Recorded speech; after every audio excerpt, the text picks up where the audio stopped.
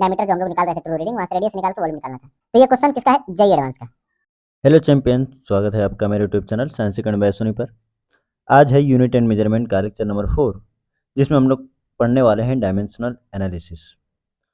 इससे पहले कि हम डायमेंशनल एनालिसिस पढ़ें, हम करेंगे कुछ क्वेश्चन जो कि पीछे हमारे छूट गए थे। कुछ एरर के क्वेश्चंस हैं और कुछ स्क्रू गॉस के क्वेश्चन जो कि हमने आपको होमवर्क में दिए थे, ठीक है। इस चैप्टर में हम लोग जनरली डायमेंशनल एनालिसिस ही पढ़ने वाले हैं, लेकिन पहले उन जो पीछे बचे हैं उन क्वेश्चंस को हम पहले देख लेंगे। आइए देखते हैं। आइए, पहला क्वेश्चन है जो एरर का ही है। If y equal to sine theta find percentage error in y if percentage error in theta is 2% at theta equal to pi by 6। ठीक है, तो y इक्वल टू दिया है साइन थीटा। इसका डिफ्रेंसिएशन हम लोग करेंगे थीटा के रिस्पेक्ट में, तो D Y by theta D theta equal to क्या आ जाएगा? Cos theta. अब हमें चाहिए y में परसेंटेज एरर, यानी कि y में percentage error D Y by Y into 100 चाहिए। ठीक है, D Y by Y into 100 चाहिए, जो कि हम डेल्टा वाई बोल रहे थे। अब यहाँ पर उसको बोला जा रहा है डी वाई। तो डी वाई कहाँ से आएगा? डिफ्रेंशिएशन से। तो डी थीटा को उधर लेकर जाइए, तो D Y equal to cos theta into D theta.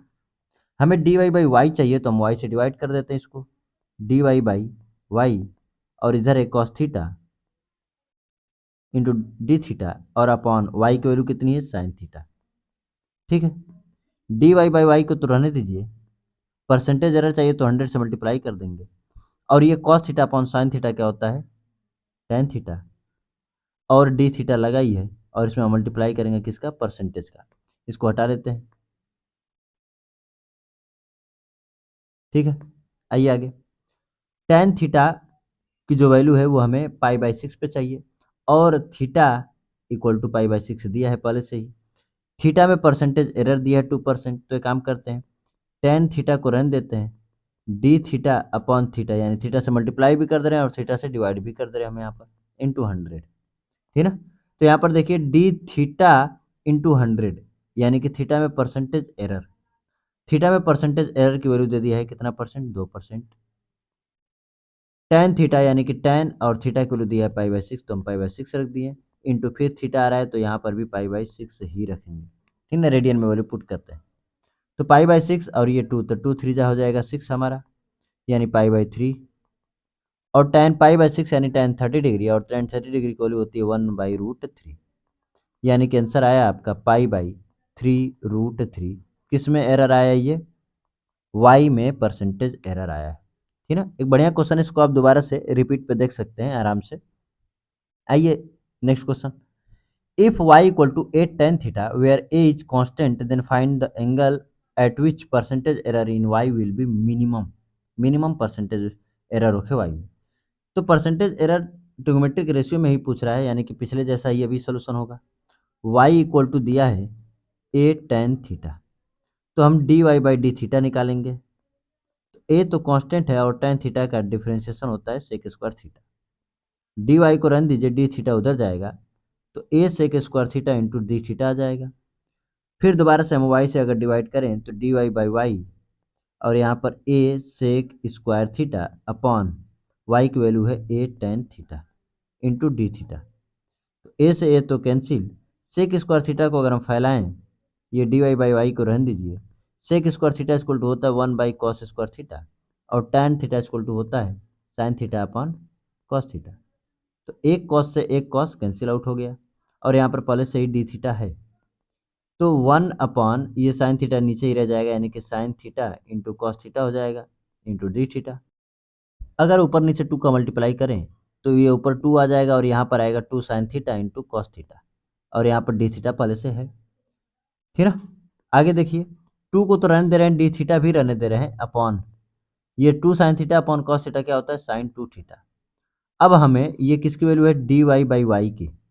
अब हमें अगर y में मिनिमम परसेंटेज एरर चाहिए, तो यहाँ पर जो साइन थीटा साइन 2 थीटा है उसकी वैल्यू मैक्सिमम होनी चाहिए, क्योंकि हमें मिनिमम इसकी वैल्यू मिनिमम चाहिए।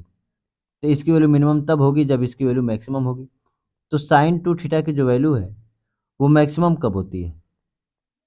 साइन 2 थीटा की वैल्यू मैक्सिमम होती है 1, यानी कि 2 थीटा इक्वल टू होता है 90 डिग्री पर, यानी कि थीटा इक्वल टू आएगा 45 डिग्री पर। यानी थीटा इक्वल टू 45 डिग्री पर जो y equal to A tan theta है, y में परसेंटेज एरर आपका क्या होगा, मिनिमम होगा। कितनी डिग्री पर, थीटा इक्वल टू 45 डिग्री पर, ठीक है। y में जो परसेंटेज एरर होगा वो आपका क्या होगा, मिनिमम। मैं फ्रैक्शनल एरर ही निकाला हूँ, 100 से मल्टीप्लाई करूंगा तो फ्रैक्शनल हो जाएगा, सॉरी परसेंटेज हो जाएगा, ठीक है। आइए नेक्स्ट क्वेश्चन देखिए। If y equal to 1/x find dy by D X and dy by D T, ठीक है।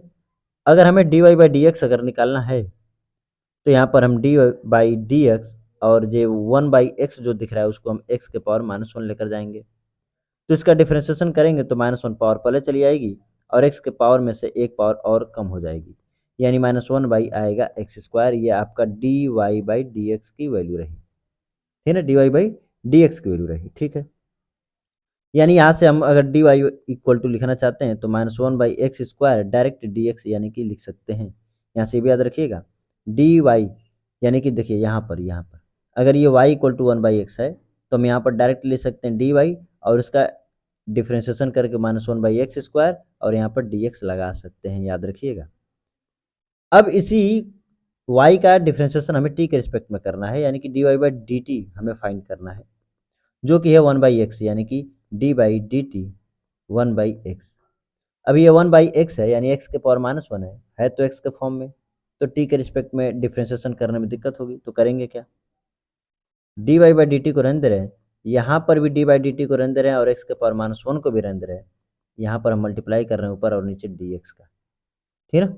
अब ये इंटरचेंज कर दे रहे हैं, इसको इधर और इसको इधर कर दे रहे हैं, तो ये D Y by D T को रहने दीजिए, डी बाई ये डी एक्स इधर आएगा और ये x के पावर -1 इंटू डी एक्स और ये डी टी आपका इधर हो जाएगा, ठीक है। तो अब देखिए x के रिस्पेक्ट में हमें करना है डिफ्रेंसिएशन, तो D Y by D T equal to हो जाएगा -1 बाई एक्स स्क्वायर, ठीक है, -1 बाई एक्स स्क्वायर और पहले से ये D x by D T, ठीक है।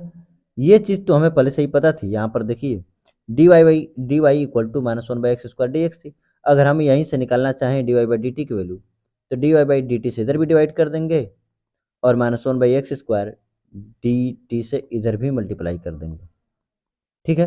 तो यहाँ से भी डायरेक्ट आ सकता था, जो कि हमने यहाँ पर दिखाया D Y by D X equal to -1 by X square, D X को उधर भेज दिया, ठीक ना, डी एक्स को उधर भेज दिया, तो ये हमें वैल्यू मिली।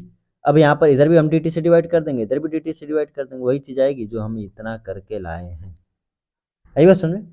अब ये y का जो फंक्शन है वो x के फॉर्म में है और हमें D Y by D T यानी t के रिस्पेक्ट में डिफ्रेंसिएशन करना है, तो कुछ इस तरह से आएगा, यानी कि पहले तो हम x के रिस्पेक्ट में यानी जिसके रिस्पेक्ट में चीज़ें दी रहेंगी उसके रिस्पेक्ट में डिफ्रेंसिएशन कर लेंगे और उसके बाद उसी का t के रिस्पेक्ट में यानी कि जो दूसरा फंक्शन है उसके रिस्पेक्ट में हम दिखा देंगे।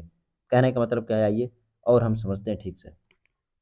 ये क्वेश्चन है 1/r equivalent equal to 1/r1 plus 1/r2। ये क्या है, ये पैरेलल कॉम्बिनेशन है रेजिस्टेंस का, पैरेलल कॉम्बिनेशन है रेजिस्टेंस का और इसका हमें क्या करना है, डिफ्रेंशिएशन करना है, ठीक है। इसका हमें करना है डिफ्रेंशिएशन, लेकिन किसके रिस्पेक्ट में, टी के रिस्पेक्ट में है रेजिस्टेंस और इसका डिफ्रेंशिएशन हमें करना है टी के रिस्पेक्ट में। तो क्या करेंगे, तो यहाँ पर देखिए डी बाई डी टी और आर इक्विवेलेंट को लिख लेंगे आर इक्विवेलेंट के पावर -1, उसी तरह से यहाँ पर D by D T R one को लिख लेंगे आर वन के power -1 plus D by D T और आर टू को लिख लेंगे आर टू के पावर -1, ठीक ना।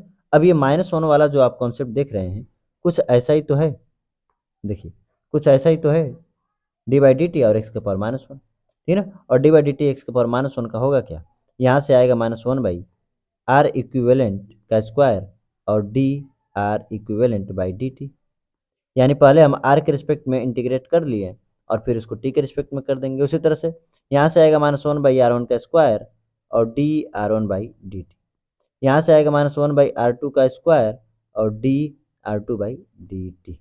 ये आपका आया क्या, डिफ्रेंशिएशन, ठीक है। अब आगे सुनिए, यहाँ भी डी टी है, यहाँ भी डी टी है, यहाँ भी डी टी है, तो डी टी से डी टी कैंसिल आउट कर देंगे, यहाँ पर भी माइनस, यहाँ पर भी माइनस, देखिए यहाँ पर भी माइनस, यहाँ पर भी माइनस, यहाँ पर भी माइनस है, तो माइनस से माइनस भी कैंसिल कर देंगे और डी टी से डी टी भी माइनस कर दिया जाएगा, यानी हटा दिया जाएगा, डिवाइड कर दिया जाएगा। तो बचेगा क्या, D R equivalent upon R equivalent का square equal to D R one upon R one का square plus D R two upon R two का स्क्वायर। ये है क्या, ये एक हमें एक ऐसा रिलेशन मिला जो पैरेलल या इस तरह के कॉम्बिनेशन का एरर निकाल के देगी। कैसा error? D R equivalent error है किसमें? आर इक्विवेलेंट में। है बस सुन में। इसी तरह से हम और का भी करेंगे। देखिए यहाँ पर 1/f = 1/v+1/u है, तो यहाँ पर भी हमें डी बाई डी टी करना है एफ के पावर -1 का, डी बाई डी टी करना है v के पावर -1 का, और डी बाई डी टी करना है u के पावर -1 का। तो डिफ्रेंशिएट करेंगे तो ये आएगा -1/f² और df/dt आ जाएगा, जैसा कि यहाँ पर हमने कर चुका है, यहाँ पर हम लोग कर चुके हैं। ठीक है ना, देखिए ये करके और हम उसका ही टी के रिस्पेक्ट में ऐसा यहाँ पर देखिए इसका डिफ्रेंशिएशन करके -1/x² और उसी का टी के रिस्पेक्ट में दोबारा से हम डिफ्रेंशिएशन दिखा दिए हैं। ठीक है ना, यहाँ पर देखिए -1/v² और dv/dt दिखा देंगे।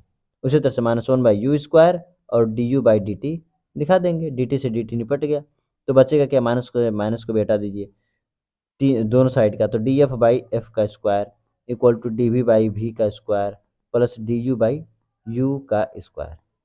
ये डायमेंशनली करेक्ट है। कैसे करेक्ट है? एक u से एक u कैंसिल, तो 1/u ही तो बचेगा जो कि पहले था। ठीक ना, इसी तरह से आप कर सकते हैं किसका? देखिए 1/c इक्विवेलेंट इक्वल टू आप पढ़े होंगे 1/c1 plus 1/c2, 1/c1 plus 1/c2। नहीं भी पढ़े होंगे तो ये आप 12th में पाएंगे कैपेसिटेंस वाले चैप्टर में। ठीक ना, तो ये कुछ अच्छा सा एरर का कॉन्सेप्ट रहा जो पैरेलल कॉम्बिनेशन पे दे सकता है, जो कि हमने आपको बता दिया। ठीक है, अब हम वो होमवर्क उठाते हैं जो आप स्क्रू गॉज में आपके लिए छोड़ा गया था। ठीक है, पहला क्वेश्चन देखिए, The pitch of a screw gauge is 1 mm and there are 100 division on its circular scale। ठीक है, ये बोल रहा है कि पिच है 1 mm, तो डायरेक्ट हम लिस्ट काउंट निकाल लेते हैं 1 mm और 100 डिवीजन है यानी 0.01 mm, ये लिस्ट काउंट आ गया। When the instrument is fully closed without any object, the zero of circular scale is 3 divisions above the reference line। ठीक है ना, above the reference line, above the reference line होता है तो क्या आता है? Negative zero error. तो नेगेटिव जीरो एरर जो होगा यानी जीरो एरर जो होगा वो नेगेटिव होगा, यानी कि माइनस में कितना अबाव? वो 3 और लिस्ट काउंट से मल्टीप्लाई कर देते हैं, जितना ऊपर होता है उसमें लिस्ट काउंट से मल्टीप्लाई कर देते हैं, तो हमारा एरर आ जाता है जीरो एरर। ठीक है, ये जीरो एरर भी हमने निकाल लिया। When a metal spare is placed the main scale reads in 8 millimetre and 20th circular division coincide with the reference line. ठीक है, अगर हम रीडिंग ले रहे हैं, रीडिंग तो main scale reading plus 8 mm दिया है, सबकी यूनिट सेम होनी चाहिए, प्लस 20th पे कोइंसाइड कर रहा है और लिस्ट काउंट है आपका 0.01, जिस पर कोइंसाइड करेगा उसमें लिस्ट काउंट का मल्टीप्लाई कर देता है, तो ये आएगा 8.20 mm। ये तो रीडिंग आई, लेकिन यहाँ पर जीरो एरर भी है, तो ट्रू रीडिंग क्या होगी? ट्रू रीडिंग क्या होगी? जो कि डायमीटर देगा। क्या देगा? डायमीटर, क्योंकि यहाँ पर डायमीटर ही तो मेजर किया जा रहा है, तो डायमीटर देगा इक्वल टू, तो 8.20 में माइनस करेंगे नेगेटिव जीरो एरर को यानी -0.03, ये क्या है? mm ही तो है। ठीक है ना, हाँ mm ही है। तो 8.20 माइनस माइनस प्लस 0.03 ऐड करेंगे तो 8.23 mm, ये आपका आ गया क्या? डायमीटर की रीडिंग। ठीक है, ये डायमीटर आया तो रेडियस कितना होगा? 8.23 का आधा, यानी कि 2 4 जा 8, 2 1 जा 2, 2 1 जा 2, 2 5 जा 10। ये आपकी रेडियस आ गई किसमें? mm में। हमें क्या निकालना है? वॉल्यूम। तो वॉल्यूम के लिए तो रेडियस निकाल रहे थे, क्योंकि वॉल्यूम इक्वल टू होता है 4/3 पाई आर क्यूब। 4/3 को रन दीजिए, पाई इक्वल टू 22/7 और आर का क्यूब यानी कि 4.115 का क्यूब। ठीक ना, ये आपका आएगा वॉल्यूम। इसको सॉल्व कर लीजिएगा, आपका क्या निकल आएगा? वॉल्यूम आ जाएगा। और ये क्वेश्चन जो है आपका, ठीक ना, ये क्वेश्चन जो है काफ़ी आसान था, कोई बड़ी बात नहीं थी, बस एक स्टेप बढ़ गया था। डायमीटर जो हम लोग निकाल रहे थे ट्रू रीडिंग, वहाँ से रेडियस निकाल के वॉल्यूम निकालना था। ठीक ना, तो ये क्वेश्चन किसका है? जेई एडवांस का। जेई एडवांस का ये क्वेश्चन है। ठीक है, आप सर्च कर सकते हैं, ये जेई एडवांस का क्वेश्चन है जो कि काफ़ी आसान है, काफ़ी आसान। नेक्स्ट क्वेश्चन देखिए, two screw gauge A and B have the same pitch of 0.5 metre. ठीक है, पिच दिया है, screw gauge A has 50 division, तो यहाँ का लिस्ट काउंट ऑफ ए निकाल लीजिए, 0.5 है पीच और डिवीजन है 50। फिर बोल रहा है कि on it circular scale while screw gauge B has 100 division, तो लिस्ट काउंट निकाल लीजिए बी का, इसका भी पीच 0.5 mm और डिवीजन है 100। पूछा क्या है, find the ratio of their least count. अच्छा, लिस्ट काउंट का ratio, least count of A least count of B हमें निकालना है। तो 0.5 mm upon 50, 0.5 mm upon 100, 0.5 mm से ये कैंसिल, 50 टू द 100, तो ये आएगा 2:1। आसान क्वेश्चन, ये जेई मेंस का क्वेश्चन है, ठीक है। Next question, a screw gauge gives 4 complete rotation when move 2 mm along the main scale. आपको हमने बताया था कि जितना घूमेगा, घूमने के बाद जितना जाएगा, ठीक है, उससे हम लोग निकाल लेंगे पिच। तो पिच कैसे निकलेगा, कितना गया और कितने रोटेशन में, यानी यहाँ से आएगा 0.5 mm पिच आ गई। 200 डिवीजन है तो लिस्ट काउंट भी आ जाएगा, pitch upon number of division, यानी 200 से डिवाइड करेंगे तो ये कितना आएगा 0.0025, 0.0025 mm, ये आ गई आपका लिस्ट काउंट। आगे क्या बोल रहा है, जीरो एरर पहले से ही दिया है जो कि पॉजिटिव है, यानी पॉजिटिव 0.02 सेंटीमीटर। ऊपर की सारी चीज़ें मिलीमीटर में है, ये सेंटीमीटर में, तो इसको भी मिलीमीटर में कन्वर्ट करिए, तो 0.002 मिलीमीटर, ये भी आ गया मिलीमीटर में। तो हमें रीडिंग अगर निकालना है तो रीडिंग क्या करेंगे, दिया है आगे क्या, find the measured reading when LSR is 5 mm, when LSR is 5 mm। तो LSR 5 mm है, यानी कि मेन स्केल रीडिंग है 5 mm प्लस 45 पे कोइंसाइड कर रहा है, इनटू लिस्ट काउंट कितना है ये 0.0025, ये आपकी आ जाएगी रीडिंग। लेकिन यहाँ पर जीरो एरर है और जीरो एरर को माइनस किए बगैर आपकी ट्रू रीडिंग नहीं आएगी, यानी कि हमें ट्रू रीडिंग भी निकाल लेंगे यहीं से डायरेक्ट। कितना है जीरो एरर, वो है 0.002, ठीक है। इसको आप सॉल्व कर लीजिएगा, ठीक, और यहाँ से माइनस कर लेंगे तो आपका आ जाएगा, क्या आ जाएगा, ट्रू रीडिंग आ जाएगा। नेक्स्ट क्वेश्चन देखिए, in an experiment to find the thickness of a metal sheet using a screw gauge of least count 0.001 centimetre, the main scale reading is found to be, main scale reading दिया है, direct लिखते हैं 0.3 centimetre, तो millimetre में convert कर लेते हैं 0.03 millimetre, plus and the 24th circular पे कोइंसाइड कर रहा है और लिस्ट काउंट दिया है, ये तो डायरेक्ट हम काम कर सकते हैं 0.001 सेंटीमीटर है, तो काम करते हैं इसको भी मिलीमीटर में करते हैं, एक और जीरो बढ़ाएंगे 1 मिलीमीटर, ठीक है ना। अच्छा, सब कुछ सेंटीमीटर में दिया है तो हम सेंटीमीटर में ही सब कुछ कर लेते हैं, मिलीमीटर में कोई जरूरत है नहीं। आइए देखते हैं, तो कितने पर है, 0.3 सेंटीमीटर की मेन स्केल रीडिंग है, प्लस 24th पे कोइंसाइड कर रहा है लिस्ट काउंट किसके साथ, 0.001 सेंटीमीटर के साथ, और यहाँ पर पॉजिटिव जीरो एरर है तो हम इसमें से क्या करेंगे, माइनस 0.005, ठीक है ना। ये आपकी डायरेक्ट रीडिंग आ गई जो कि हमें चाहिए, थिकनेस आ जाएगी, यहाँ से आप सॉल्व कर लीजिएगा, ठीक है ना। नेक्स्ट क्वेश्चन देखिए, the pitch of a screw gauge is 0.5 mm and it has 50 division. तो पिच दिया है 0.5 mm और डिवीजन से हम डिवाइड करेंगे तो ये आपका आ जाएगा लिस्ट काउंट, क्या आ जाएगा, लिस्ट काउंट, ठीक है ना। ये 5 10 ये हो जाएगा तो 0.01 mm, ये आपका आ जाएगा लिस्ट काउंट, डिवाइड कर सकते हैं खुद से भी। When measuring the length of a small cylinder, 5 main scale division are clearly visible। 5 main scale division दिया है और एक मेन स्केल डिवीजन 1 mm है, तो मेन स्केल रीडिंग हो जाएगी 5 mm की। 35 पे कोइंसाइड कर रहा है और लिस्ट काउंट दिया ये 0.01 mm, ठीक है। और कुछ, the circular coincide with the reference line, find the length, यही आपकी लेंथ हो जाएगी, क्योंकि यहाँ पर एरर नहीं दिया है, एरर नहीं दिया, नो जीरो एरर, क्योंकि यहाँ पर कहीं भी अबाव या कहीं भी उसका जिक्र नहीं किया गया, तो ये आपका डायरेक्ट क्या हो जाएगा, आंसर हो जाएगा। नेक्स्ट क्वेश्चन देखिए, a screw gauge with pitch 1 mm and 100 circular division is used to measure the diameter of wire। अच्छा, 1 mm पिच दिया है और 100 डिवीजन है, तो यहाँ से आ जाएगा लिस्ट काउंट जो कि आएगा 0.01 mm, ठीक है। द रीडिंग ऑफ रिकॉर्डेड दिया है n into 10⁻², n into 10⁻², centimetre, यानी किसी में हमें आंसर लाना है सेंटीमीटर में ही, इसको भी सेंटीमीटर में कर लीजिए 0.001 centimetre. L S R is 2 mm, अच्छा mm में दिया है, ठीक है ना, तो उसको भी सेंटीमीटर में करिए 0.2 सेंटीमीटर, प्लस 68 पे कोइंसाइड कर रहा है और लिस्ट काउंट है 0.001 सेंटीमीटर, और हमारा जीरो एरर भी दिया है सेंटीमीटर में, तो माइनस करेंगे 0.02 सेंटीमीटर। इसको सॉल्व करिए 0.2 और यहाँ से अगर करेंगे ऐड तो 0.060 आएगा, ठीक है, और माइनस ये 0.02 रहा, ठीक है ना। नेगेटिव जीरो रह रहे तो पहले से ही माइनस होगा तो माइनस माइनस प्लस हो जाएगा।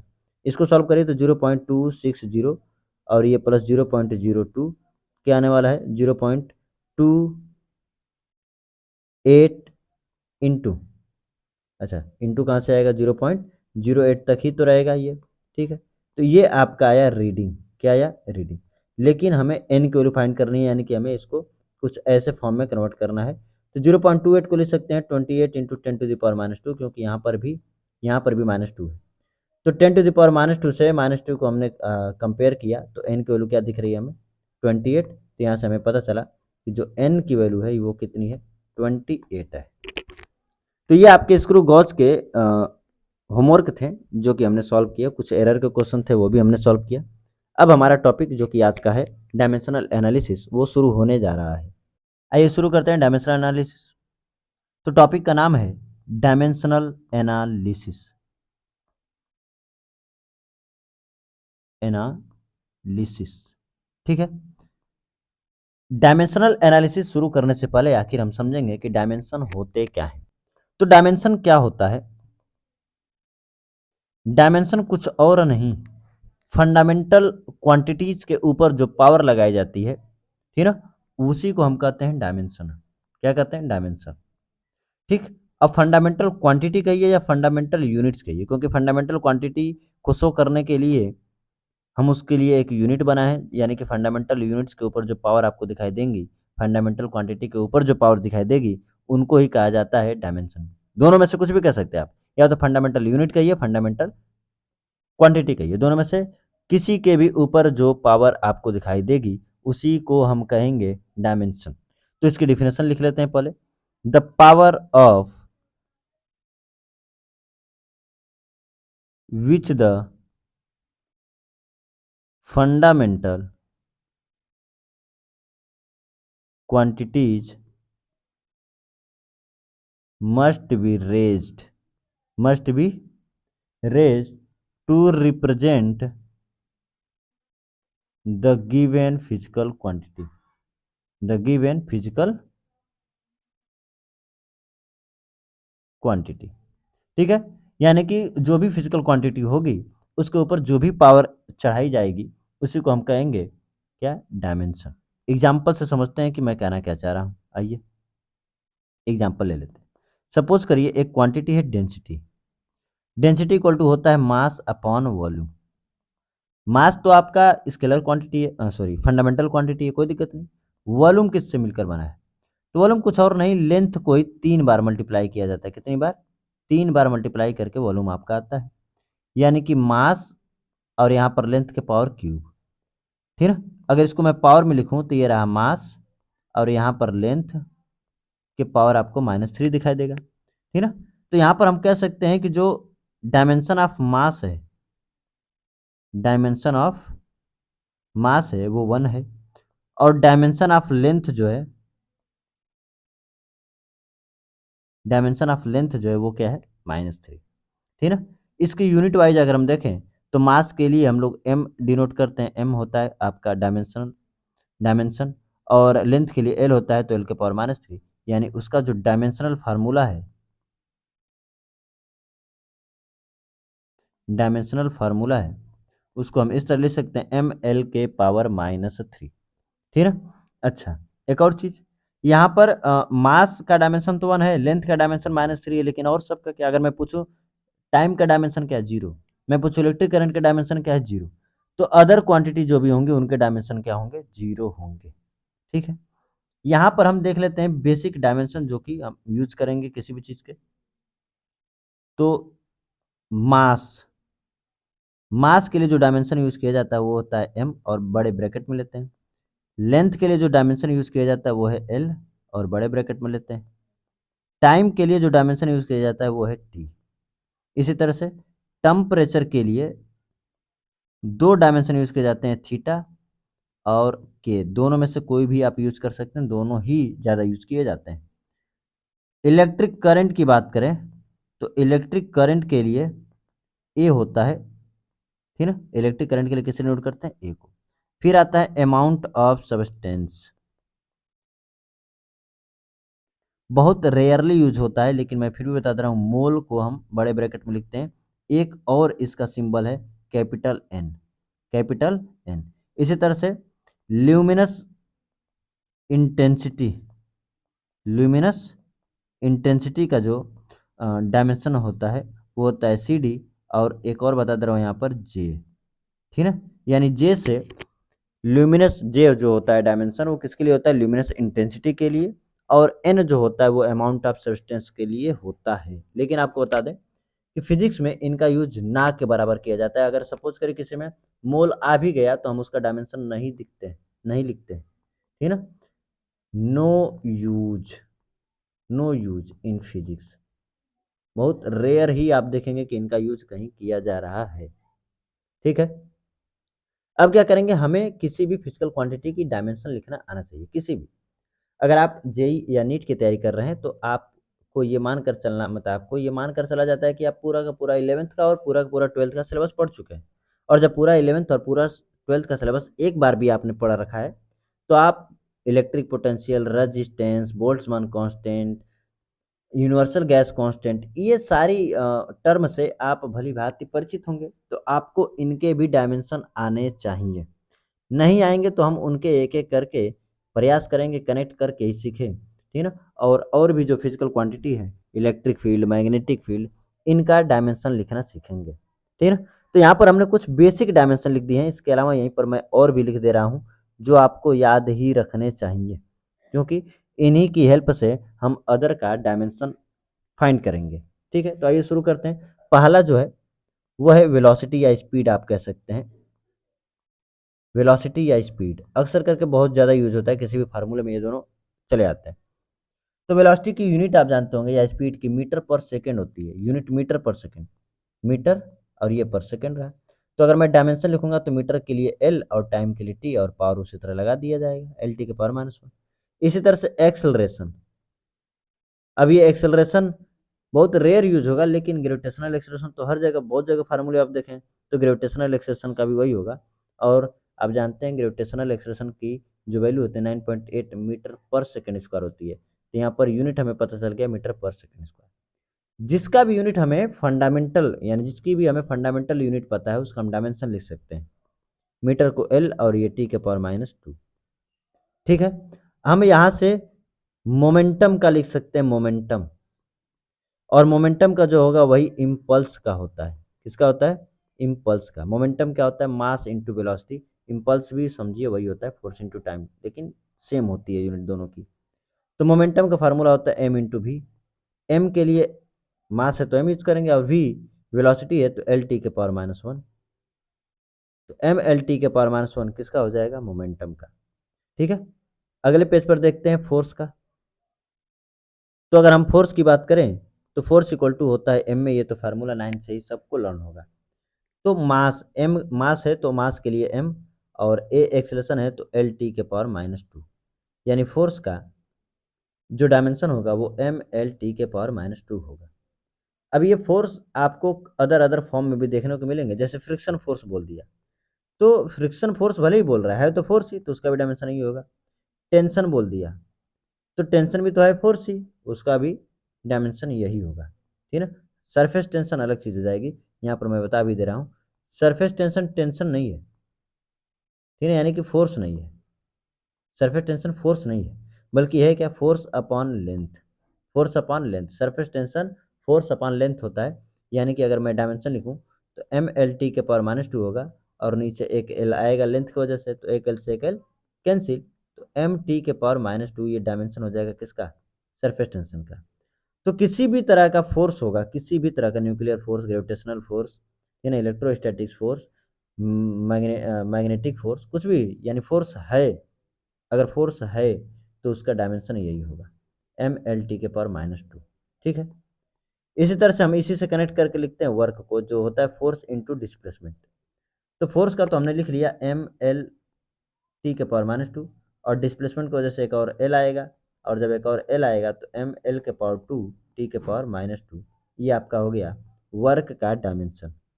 अब वर्क जो होता है वो एनर्जी ही तो होती है। वर्क क्या होती है? एनर्जी ही होती है। एनर्जी जितना लॉस करेंगे उतना आपका वर्क होगा। तो वर्क का जो डायमेंशन है वही आपका एनर्जी का है। और एक्स्ट्रा बता दे रहा हूँ, यही आपका टॉर्क का भी होगा। किसका? टॉर्क का भी। अब जितने तरह के वर्क होते, जितने तरह के वर्क होते, ठीक है, चाहे किसी भी तरह का वर्क होते, उसका डायमेंशन नहीं होगा। किसी भी तरह की एनर्जी होगी, kinetic energy, potential energy, electrostatics energy, कोई भी तरह की एनर्जी होगी, उसका डायमेंशनल फार्मूला यही होगा, एम एल के पावर टू टी के पावर माइनस टू। ठीक है। एक आता है चार्ज। तो चार्ज की यूनिट कूलम होती है, एसआई यूनिट है, लेकिन हमें फंडामेंटल यूनिट चाहिए, तभी तो हम लिख पाएंगे क्या? उसका डायमेंशनल फार्मूला। तो चार्ज का हम अगर फंडामेंटल यूनिट लिखें तो हम हेल्प लेते हैं I equal to Q by T से। तो क्यू इक्वल टू होता है आई इंटू टी। आई का जो यूनिट होता है वो एम्पियर होता है, और टाइम का जो यूनिट होता है सेकेंड होता है। एम्पियर भी आपकी फंडामेंटल यूनिट है और सेकेंड भी आपकी फंडामेंटल यूनिट है। तो इनका डायमेंशनल एनालिसिस हम कर सकते हैं। ये है ए, और सेकेंड के लिए हो जाएगा टी। यानी चार्ज का जो डायमेंशन है वो ए टी है। इसको भी आप याद रखेंगे तो बढ़िया है। एग्जैक्ट उसी तरह यूज होगा ये। आई बात समझ में? उसी तरह यूज होगा ये। आइए कुछ और भी देखते हैं। डायमेंशन निकालना हम, यानी कि कुछ और फिजिकल क्वांटिटी के डायमेंशन निकालना हम लोग और देखते हैं। देखिए, जैसे एक है universal gas constant. Universal gas constant, ठीक है। ये होता क्या है? आर से डिनोट करते हैं इसको। ठीक। एक इक्वेशन आप पढ़ेंगे आइडियल गैस का, P V equal to N R T. ये आइडियल गैस इक्वेशन है, P V equal to N R T, जिसमें पी प्रेशर होता है, वी वॉल्यूम होता है, एन नंबर ऑफ मोल्स होते हैं, आर वही यूनिवर्सल गैस कांस्टेंट, और टी होता है टेम्परेचर। आर का हमें चाहिए क्या? डायमेंशन। तो पी वी अपॉन हो जाएगा एन टी। पी वी कुछ और नहीं, वर्क ही होता है, ठीक है। पी वी कुछ और नहीं, क्या हो जाता है? वर्क हो जाता है। तो उसका डायमेंशन होता है एम एल के पावर टू टी के पावर माइनस टू, ठीक है। पी वी क्या यूनिट जो होता है वो मीटर स्क्वायर होता है, पास्कल होता है। और पास्कल को हम लोग न्यूटन पर मीटर स्क्वायर लिख सकते हैं, और वॉल्यूम को मीटर क्यूब लिख सकते हैं। मीटर स्क्वायर से metre square cancel, newton metre आया, और न्यूटन मीटर स्क्वायर क्या होता है? आपका जूल ही होता है। तो एम एल का स्क्वायर टी के पावर माइनस टू। जो यहाँ पर एन है नंबर ऑफ मोल्स, तो हमने बोला नंबर ऑफ मोल्स का जो यूनिट होता है, डायमेंशन होता है, वो बहुत रेयर ही यूज होता है, यानी कि यहाँ पर हम जनरली नहीं लेते हैं। बचा टेम्परेचर। तो टेम्परेचर का जो डायमेंशन होता है वो थीटा होगा, और ये थीटा ऊपर जाएगा तो थीटा के पावर माइनस वन हो जाएगा, यानी कि एम एल के पावर टू टी के पावर माइनस टू थीटा के पावर माइनस वन। ये किसका रहा? यूनिवर्सल गैस कांस्टेंट का। इसी तरह से एक होता है बोल्ट्जमान कांस्टेंट। Boltzmann constant. और बोल्ट्जमान कांस्टेंट है क्या? Energy upon temperature. Energy upon temperature. Energy क्या होता है? एम एल के पावर टू टी के पावर माइनस टू, और टेम्परेचर क्या होता है? थीटा, ठीक ना। तो एम एल के पावर टू टी के पावर माइनस टू, और ये थीटा। ठीक। तो यहाँ से इसका निकालेंगे तो वो भी क्या आएगा? एम एल के पावर टू टी के पावर माइनस टू थीटा के पावर माइनस वन।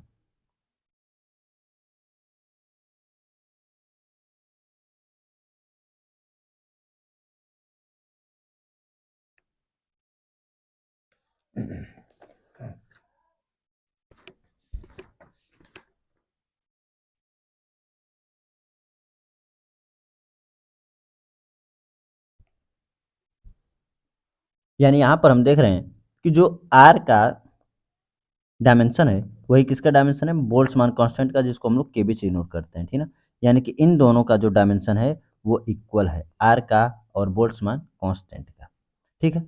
अब अगर हमें कोई अदर फिजिकल क्वांटिटी, जैसा कि हम इलेक्ट्रिक पोटेंशियल देखते हैं, रेजिस्टेंस देखते हैं, या अदर कोई भी फिजिकल क्वांटिटी का हमें अगर डायमेंशन लिखना है, तो एक तरीका होता है कि हमें उसका एक फार्मूला चाहिए। जिस भी फिजिकल क्वांटिटी का हमें डायमेंशन लिखना होगा, उसका एक फार्मूला चाहिए जो फोर्स या एनर्जी के फॉर्म में हो, ठीक ना। तो एक फिजिकल क्वांटिटी जिसका हमें डायमेंशन लिखना है, तो उसका एक हम फार्मूला सोचेंगे।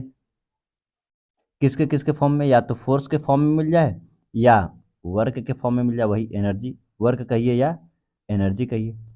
इन दोनों में से किसी के भी फॉर्म में अगर मिल गया फार्मूला, तो हम निकाल लेंगे क्या? उसका डायमेंशन। जैसे पहला है रजिस्टेंस। रजिस्टेंस। अगर रजिस्टेंस का अगर हमें डायमेंशनल फार्मूला लिखना है, डायमेंशन लिखना है, तो हम रजिस्टेंस का एक फार्मूला सोचेंगे जिसमें वर्क हो या तो फोर्स हो। लेकिन एक और चीज़, उसमें अदर जो फिजिकल क्वांटिटी होंगी वो आपकी फंडामेंटल होनी चाहिए। और वो एक बहुत अच्छा फार्मूला हमारे पास है, H equal to I square R T. H equal to I square R T. H क्या है? हीट, जो कि एनर्जी ही होती है, यानी एम एल के पावर टू टी के power minus two. I square यानी ए का स्क्वायर, क्योंकि ये भी फंडामेंटल है। टी के लिए टी और आर को छोड़ दीजिए, इसी का तो हमें निकालना है।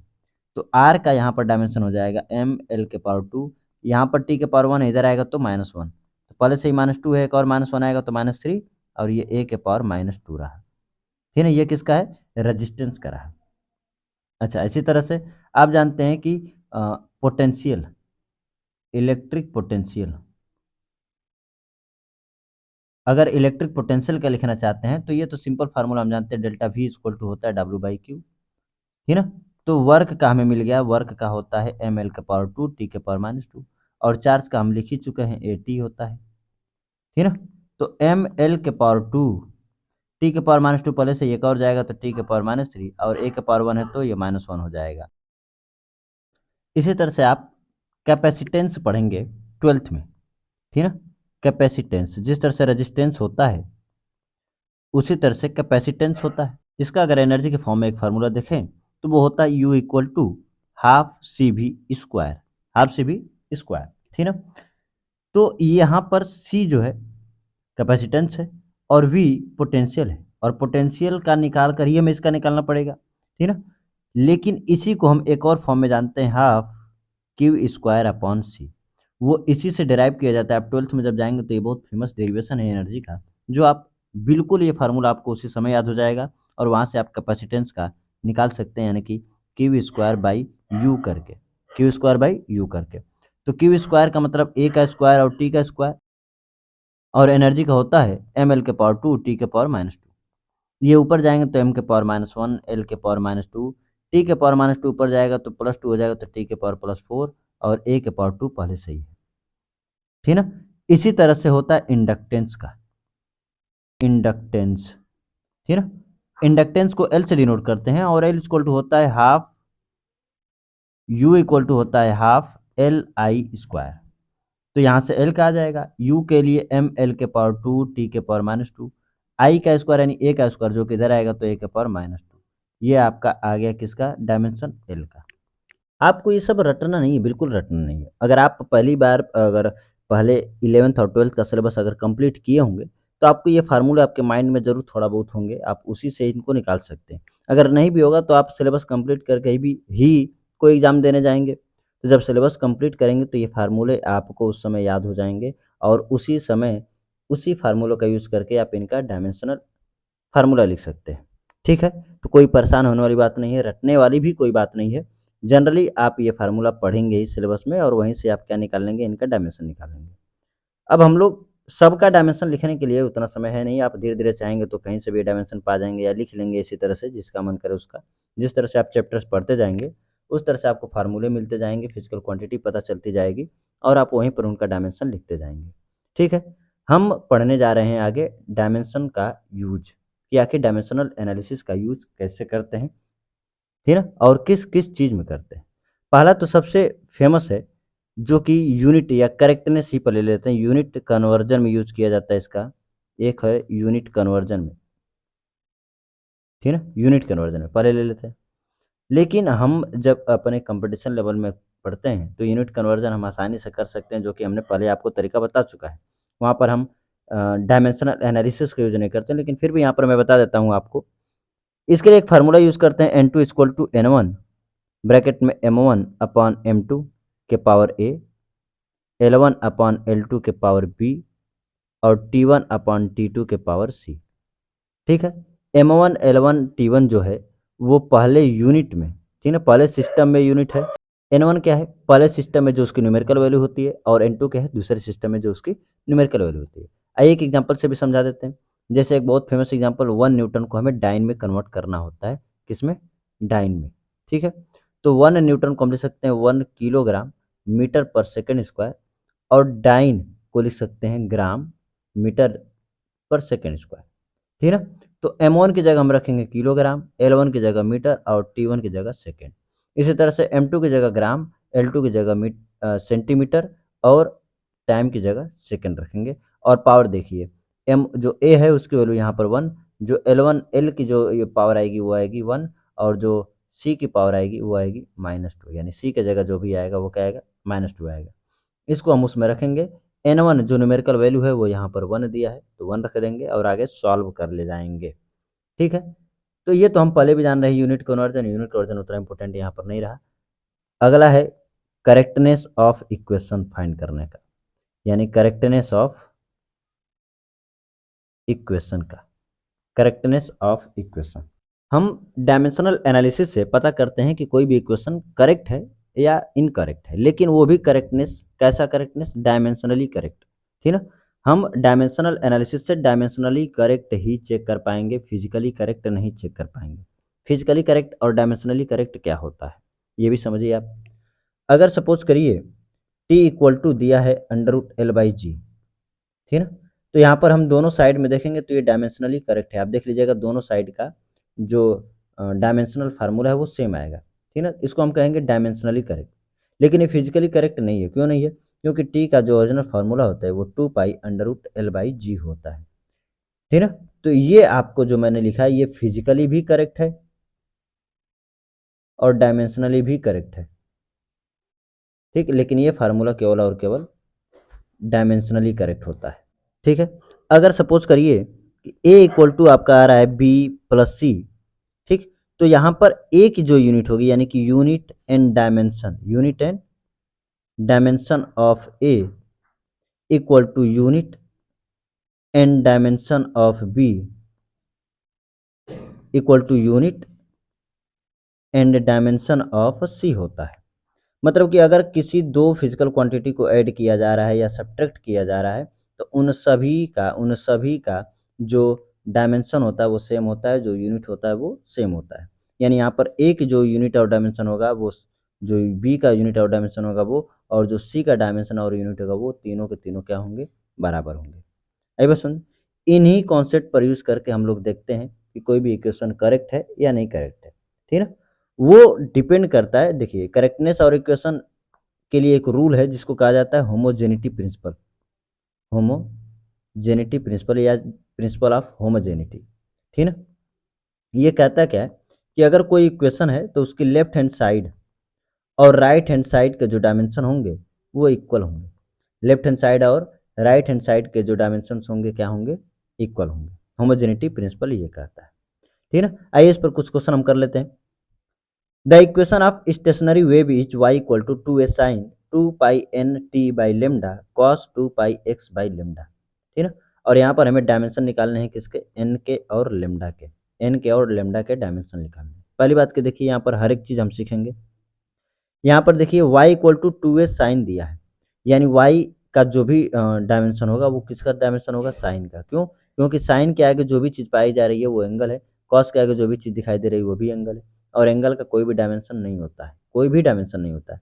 तो y का यानी कि यहाँ पर हम लिख सकते हैं dimension of y equal to dimension of 2a।